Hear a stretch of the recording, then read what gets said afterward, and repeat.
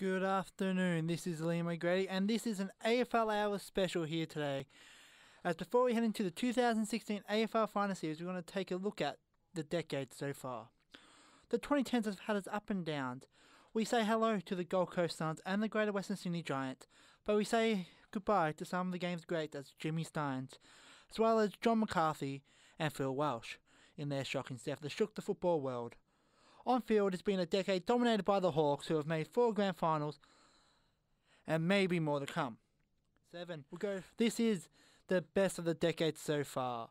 The first year of the decade, the 2010, was the finals year in the 16-team competition. The season started with a big move for troubled forward Brendan Favola, who moved to the Brisbane Lions. This would be the Brisbane's only good news for the decade so far, and that didn't even last long, as Favola was sacked at the end of his first season. For St Kilda, on the other hand, they came runners-up for the second time in as many months, as losing to their pre-season competition to the Western Bulldogs. St Kilda previously lost the 2009 Grand Final. The season started off with Fremantle winning the first 3 games of the season for the first time in their history. But that was second rate compared to Collingwood, St Kilda and Geelong. In round 8, Hawthorn defeated Richmond by 3 points. It was later found out if Hawthorn lost that match, Alistair Clarkson would have got sacked and would have changed the way the decade has played out. Other coaches were not so lucky. Parley's Mark Williams and Essendon's Matthew Knight both got sacked. Williams after his round 15 loss to Collingwood and Matthew Knight after his round 22 loss. So at the end of the season. Mark Knight was replaced by James Hird, which everyone thought was a good idea at the time. And in a planned move, at the end of the 2010 season, Paul Roux stepped down as coach of Sydney after winning the 2005 premiership and was replaced by John Longmire. After a shocking loss in the first qualifying final, Geelong couldn't be able to get over Collingwood in the first prelim final. And St Kilda defeated the Bulldogs easily in their second prelim final in as many years. Richmond youngster Jack Riewoldt won his first Coleman medal after kicking 78 goals and a bag of 10. While Mark Leclerc also joined the double figures mark. Carlton captain Chris Judd won the Brownlow medal with 30 votes. West Coast finished last for the first time in the club history as well. The grand final was between St Kilda and Collingwood, and the last time those two played in the grand final, St Kilda has won that first and only. Collingwood were up by 24 points at half time, but they struggled in the second half, and after a spectacular mark and goal by St Kilda's Brendan Goddard, the Saints were in front with 5 minutes to go. But a goal to Travis Cloke with 3 minutes to go, put the Collingwood back in front, and a last-second point with a wayward bounce from Stephen Milne made the game a draw. The third draw in VFL AFL history, and turns out the final draw. Lenny Hayes from St Kilda won the first Norm Smith medal of this grand final, but the week later there was no stopping the Pies. They went on to win their 14th premiership by 64 points, and Collingwood Scott Pendlebury won the Norm Smith medal. After just missing out on the 2010 grand final, Geelong made it back in 2011, which would have been a grand final for the ages. But we'll go to a song first, and we'll be back after that on 90.7 Swinburne on Sin of the 2010s so far. And let's start off now with 2011. So after Collingwood has won their first premiership in 20 years, they skyrocketed in 2011, looking to win their second and their 15th premiership. But in 2011, there's also a new team. The Gold Coast Suns made their AFL debut, and the Greater Western Sydney Giants, who will make the debut in 2012, also play in the 2011 NAB Cup. The Suns' first game were not the best. They went down to Carlton by 119 points. The Suns didn't get their first win until they defeated Port Adelaide in round 5. The reigning premiers Collingwood started the season off by winning the NAB Cup, and they had seen strong premiership favourites, but there was one team standing in the way, and that was the old rundown Geelong. After losing coach Mark Thompson and superstar Gary Ablett moved up to the Gold Coast, everyone tipped the Cats to fall down the ladder. But the Cats kept on fighting, and it was a 2-horse race all year, Collingwood losing only 3 times in 2011, and finishing first for the second season in a row. All 3 of Collingwood's losses were to Geelong. It was the season for coaches getting sacked though in 2011. In round 18, Adelaide coach Neil Craig got sacked after a 103-point loss to St Kilda. The next week, Melbourne coach Dean Bailey got sacked after a 186-point thrubbing to Geelong. And in round 21, Western Bulldogs gave Rodney Eve his marching orders. And during the finals, Fremantle sacked coach Mark Harvey, and the next day Ross Lyon quit St Kilda to join Fremantle. West Coast went from wooden spooners in 2010 to making the top 4 in 2011, one of the best comebacks from a wooden spoon in AFL VFL history. The Suns finished last and in their first ever AFL season, but in all, the season came down to Geelong and Collingwood. But it almost didn't. In the prelim final, it took a last-minute goal from Luke Ball to give Collingwood a 3-point win over the Hawks. And on Brownlow Medal night, Collingwood superstar Dane Swan took out the award with 34 votes. And Hawthorn's Lance Franklin won the Common Medal, kicking 71 goals. The 2011 Grand Final was a display of the two best teams of the season. Geelong and Collingwood, both teams put in an absolute masterclass, with the lead changing numerous of times. But it wasn't until the last quarter and Jimmy Bartell's heroics, kicking 3 goals in the game and winning the North East Medal, which helped the Geelong win by 38 points. Collingwood was aiming to win the first back-to-back premiership since 1936 and 1937. So, 1935 and 1936. But that was not to be for the Cats. So, that was not to be for the Magpies.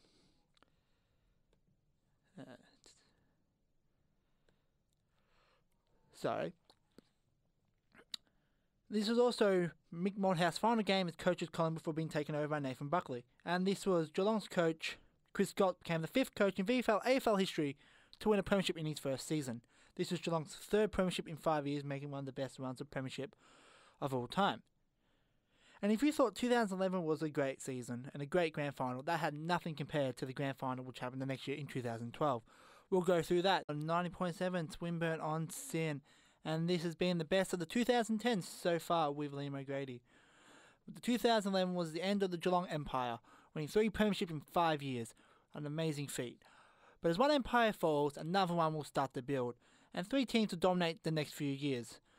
Fremantle, Hawthorn and Sydney will take part in most of the grand finals in the coming years. But we'll start off with some unfortunate news, and on March 20th, 2012, Melbourne legend Jim Stein lost his battle to cancer. He was only 45. Unfortunately, this wasn't the only tragedy to struck the AFL world this season. When the season started, there was a big sound in the west of the town, as another team took centre stage. The AFL's 18th and newest club, the Greater Western Sydney Giants, who were coached by AFL legend Kevin Sheedy, played their first game against crosstown rivals the Sydney Swans.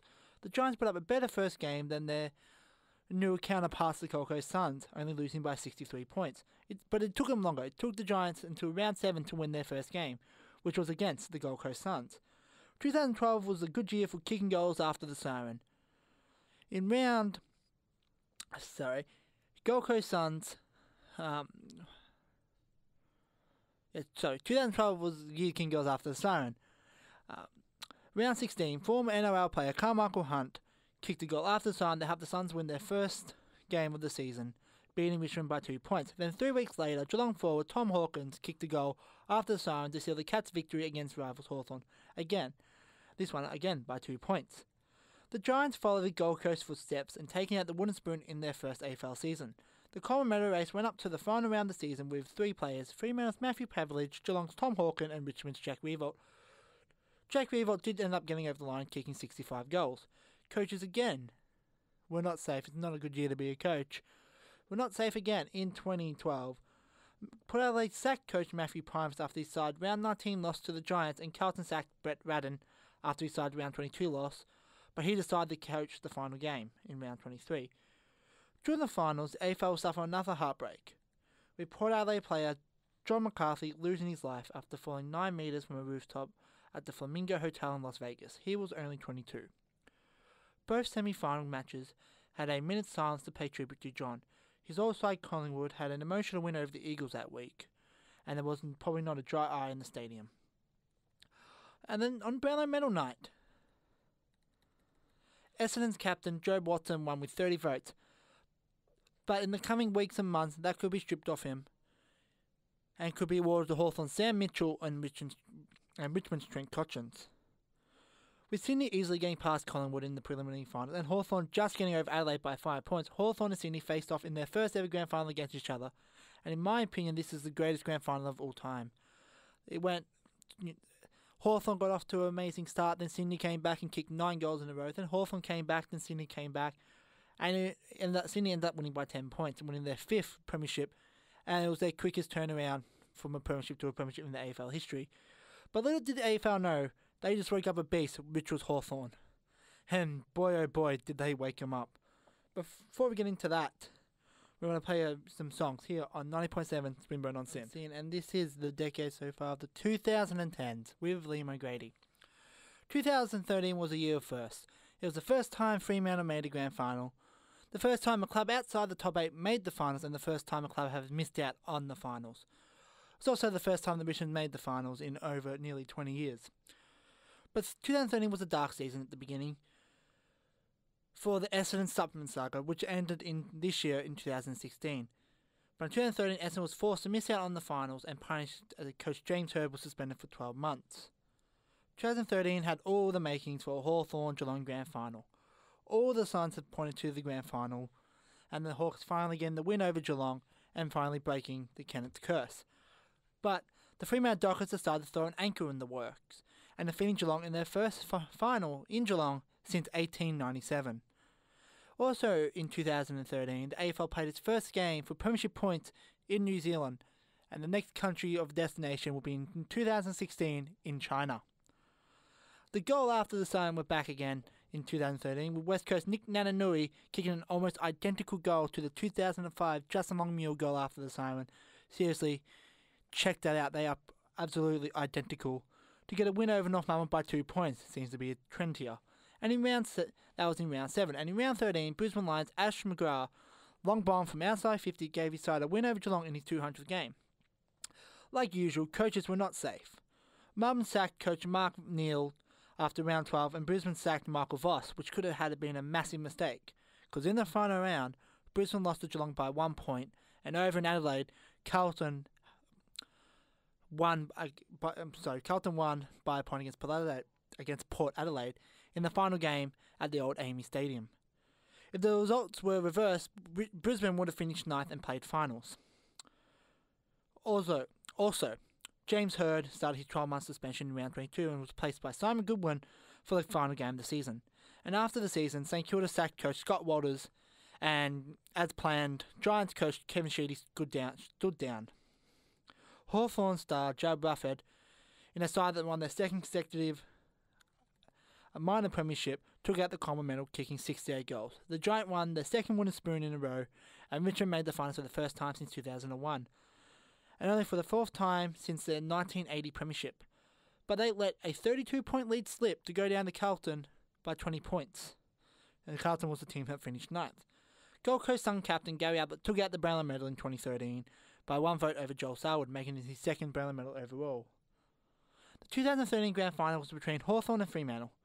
Fremantle was playing in their first ever grand final in front of a crowd of 107,000, the biggest crowd for an interstate club. Despite getting 3 points close, despite getting close to 3 points in the third quarter, Fremantle was never up to the challenge against Hawthorn and losing by 15 points, which was a flattering margin if you're anyone who's watched the game. The Norm Smith medal went to Brian Lake, who was in his first season as Hawthorn after crossing from the Western Bulldogs the year before. This was the Hawks' 11th premiership, and boy oh boy, Hawthorn was just getting started. The era of Hawks had finally kicked on, and trust me, there is more to come. But first, we've got Same Old Love here on 90.7 Swinburne on Sin. Throughout the off-season, there was a massive move, with Hawthorn's Lance Franklin, hot off his second premiership, moved to the Sydney Swans, just like another great forward of years past. The move looked like a failure, as the Swans were just 1 for 3 at the start of the season. But at the end of the season, they were the minor premiers, and having their best ever season. Lance Franklin took out his third common medal after kicking 67 goals. But Sydney's 1-3 comeback was nothing compared to Richmond's. They were 3 wins and 10 losses heading into round 14. They went on to have a 9-game winning streak, making it back to finals. And it was the first time since 1974-1975 that Richmond made 2 finals in a row. But just like 2013, it will prove to be unsuccessful, with Richmond losing their second elimination final in a row, this time against Port Adelaide. The season started off with a tragic note, with former Melbourne coach and Adelaide assistant coach Dean Bailey losing his short fight with cancer on the 11th of March 2014. He was only 47. Another loss for a different reason was with the Brisbane Lions. They said goodbye to their three-peat team, with legend Jonathan Brown who played in all three of their premierships, announcing his retirement, and Ash McGrath, who played in the 2003 Grand Final, also retiring. For the first time since 2008, there was no coach sacking throughout the year. By the end of the year, we saw Adelaide, Gold Coast and St Kilda all sacked their coaches, and Essendon's standing coach, Mark Thompson, leave once James Hird came back from his 12-month suspension, and the Western Bulldogs coach was signed after a poor few years. In 2014, the redeveloped Adelaide Oval started hosting AFL games. Previously, they used to play at Amy Stadium, which was a huge success and beloved by everyone. And on the and St Kilda won their 27th wooden spoon. Bet you St Kilda fans would wish that would turn into premierships. For the first time in the current top 8 format, both top 4 teams, Fremantle, who were 4th, and Geelong, who was 3rd, ran out in straight sets. And 5th place Port Adelaide was just 3 points shy of being the first team since 6th place Carlton in 1999 to make the grand final from outside the top 4. On Brownlow night, it was a night like no other. Gary Ablett, who was odds-on favourite throughout the season, did his shoulder in round 16, meaning he would have to hang on in the count for 7 weeks.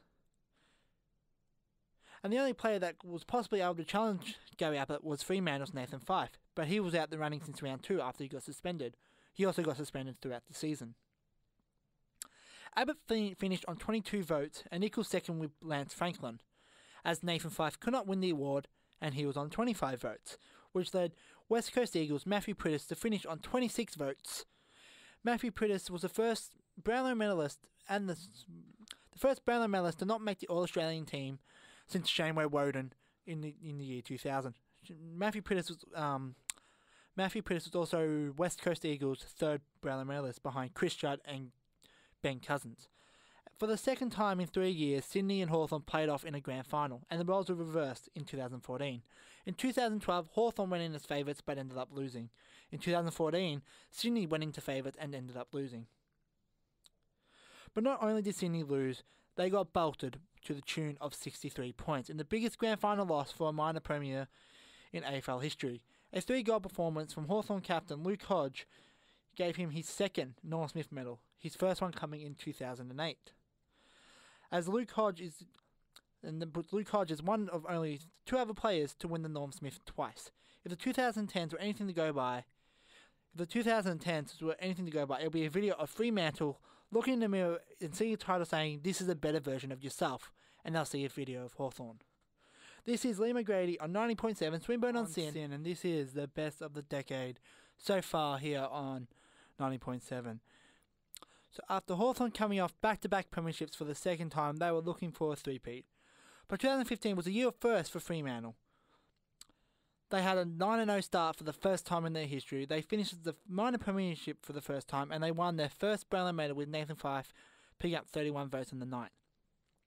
Everything was looking their way and looking like they're going to finally win their first premiership in the AFL, until they met a happy team at Hawthorn in the prelim final and everything went crashing down, as it seems to be the case with Fremantle.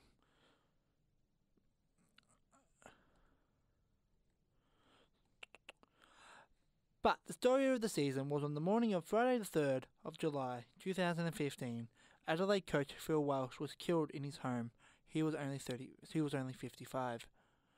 The Sunday match between Adelaide and Geelong were called off out of respect, and both teams got 2 points instead of the 4. This was the first time in VFL AFL history a game has been called off. And for the rest of the round, all clubs didn't come out with their song or didn't sing their song after the game. And after the game, all clubs had a minute's silence. Also in the world of coaching, James Hird got sacked after his round 20 loss. And Carlton sacked Mick Malthouse after round 8, but before his sacking round 8, Mick Malthouse broke the all-time record for games coached in round 5. He ended his coaching career on 718 games, coaching Footscray, West Coast, Collingwood and Carlton, including 3 premierships, 2 for West Coast and 1 for Collingwood, and making 7 grand finals. He broke the previous record of 714 games held by Collingwood's Jock McHale, who coached from 1912 to 1949. Also, in round 9, Essendon's Dustin Fletcher became only the 3rd player in VFL AFL history to play 400 games. This would be his final game. And in round 17, North Melbourne's Brent Harvey would also reach the 400 game mark, but he will play on into 2016. We also said goodbye to two of the game greats, with Adam Goods and Chris Judd announcing their retirements. They were both captains of their respective clubs, they were both premiership players and both two-time Brownlow medalists. Two of the greatest of all time. Round 19 was the first AFL match that was officiated by 4 umpires between Brisbane and the Gold Coast. Carlton finished last in 2015 after going 104 years without the wooden spoon. This was Carlton's 4th wooden spoon in 13 years. For the 3rd time in a row, Richmond made the finals. And in the year of three-peats, Richmond once again lost in the elimination final.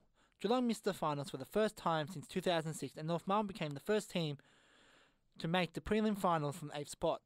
Sydney also became the 3rd team in 2 years to go out in straight sets. The grand finals are played between Hawthorn, who finished 3rd that year, and West Coast, who finished 2nd, coming off not making the finals in 2014, played off in the grand final. West Coast, Josh Kennedy, who won the Coleman after kicking 75 goals in 2015, failed to kick a goal in the grand final, and just like Hawthorn's 2013 and 14 grand final, 2015's grand final was also a one-sided affair. With Hawthorn winning their 13th premiership and the 3rd in a row, they are now just the 5th club to win 3 premierships in a row. The other clubs have been Carlton, twice by Melbourne, once by Brisbane, and you got Collingwood's 4-peat. Hawthorn Sirioli won the Norm Smith medal for the best on the ground. As time fades, Hawthorn's dynasty will slowly start to die. But there is a big sound in the distance. This is the best of the decade, and now we're here in the current year 2016. The biggest story for the 2016 at the start was Patrick Dangerfield's move from Adelaide to Geelong. But then there was also another big story. It was the start of seeing the superstars of the future. Gone the days of Chris Judd, and here are the days of Marcus Bontempelli, Patrick Cripps, and Jesse Hogan, just to name a few. But even that had nothing compared to the suspension handed down to the 34 Essendon players from the 2012 season. 12 players who are still on the Essendon list, 5 who now play for other clubs, including 2 at the Port Adelaide Football Club. The rest has retired or have gone on for other things. This forced Essendon to use top-up players, and it eventually led to their first wooden spoon since 1953. The goal after the sign were back again in 2016, with Richmond Sam Lloyd kicking a goal for Richmond to defeat Sydney by 5 points. There was a big turnaround in round 23 when Sydney smashing Richmond to the tune of 113 points. In round 19, North Melbourne's Brent Harvey became the most capped VFL AFL player in history, playing his 427th game, and will leave North Melbourne at the end of this season. Fremantle and Richmond both had years to forget after both playing in the last 3 final series. Fremantle lost their first 10 games, making it the worst return from an AFL minor premier, where Richmond struggled to get off their feet for the entire season. With 2 teams on the fall, there was teams on the rise. With Dangerfield coming to Geelong, helped Geelong climb the ladder to finish in 2nd spot in the 2016 season. And also another addition to the finals were the Greater and Western Sydney Giants, finishing 4th. While the Gold Coast still have struggled to make the finals and the only current side in the VFL AFL to not make a final series. Just recently, Brisbane Lions sacked coach Justin Leppich a day after his final game against St Kilda, while Fremantle said goodbye to their legend Matthew Pavlich as he retired 355 games and 700 goals. The Sydney Swans finished 1st this year, making their 9th minor premiership in their history, and West Coast Josh Kennedy won back-to-back Coleman medals after kicking 80 goals. The GWS Giants will be playing their first final series against crosstown rivals the Sydney Swans, which is going to be the start of hopefully their new era and hopefully a lot of premierships to come for the Giants. This is now Kelly Clarkson, Peace on 90.7, Swinburne on Sin. And this is the best of the decade so far, and that decade is the 2010s, going from season 2010 until now. With the finals only a week away, let's get ready to add some more history and memorable moments to what will be a great end to the 2010s. Hopefully I'll be there in the year 2020 telling you all about the decade that was. And hopefully in that decade we see a premiership from the Giants, the Suns and the Dockers. so everyone now has a premiership to share. This is Liam O'Grady from the AFL Hour here on 90.7 on Swinburne on SYN 90.7.